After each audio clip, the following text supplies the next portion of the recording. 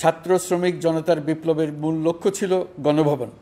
এটা ছিল স্বৈরাচারের কেন্দ্রবিন্দু। এই সরকার বিপ্লবের প্রতি সম্মান দেখিয়ে গণভবনকে বিপ্লবের জাদুঘর হিসেবে ঘোষণা দিয়েছে।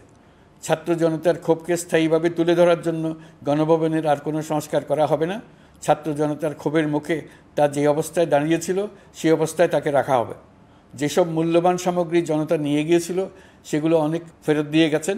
যারা নিয়ে গিয়েছেন তারা নিজেরাই ফেরত দিয়ে গেছেন। তাদের আমরা দেশবাসীর পক্ষ থেকে ধন্যবাদ জানাচ্ছি। আরও কিছু জিনিস পাওয়া যায়নি। যারা নিয়ে গেছেন তাদের কাছে আমাদের অনুরোধ থাকবে তারা যেন এইসব সামগ্রী ফেরত দিয়ে যান। আমরা উল্লেখ করব এইসব বিক্ষুব্ধ জনতা নিয়ে গিয়েছিল, কিন্তু বিজয়ের পর তারা আবার জাদুঘরের প্রতি সম্মান দেখিয়ে এগুলো ফেরত দিয়ে গিয়েছেন।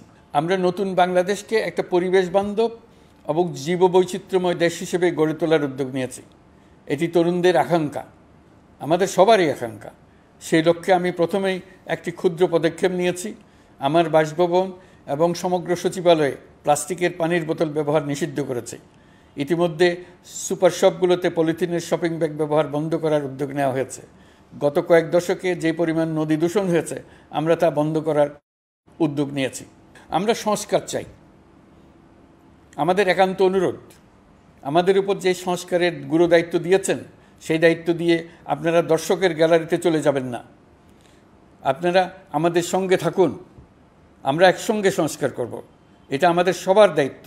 আপনারা নিজ নিজ জগতে সংস্কার আনুন। একটা জাতির সংস্কার শুধু সরকারের সংস্কার হলে হয় না।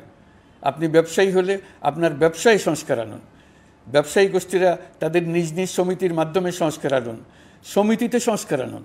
নতুন করে সমিতি গঠনতন্ত্র সংশোধন করুন। আপনি শ্রমিক হলে আপনার ক্ষেত্রে আপনি সংস্কার করুন। আপনি রাজনৈতিক নেতাকর্মী হলে আপনার ক্ষেত্রে সংস্কার করুন। আপনি প্রতিষ্ঠান প্রধান হলে আপনার প্রতিষ্ঠানে সংস্কার আনুন। আমি এটাকে সুযোগ হিসেবে গ্রহণ করার জন্য সবাইকে আহ্বান জানাচ্ছি। এই সংস্কারের মাধ্যমে আমরা জাতি হিসেবে নতুনভাবে যাত্রা শুরু করতে চাই।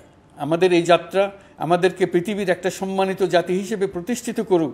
এটাই আমাদের সবার কাম্য, এটাই আমাদের সবার লক্ষ্য।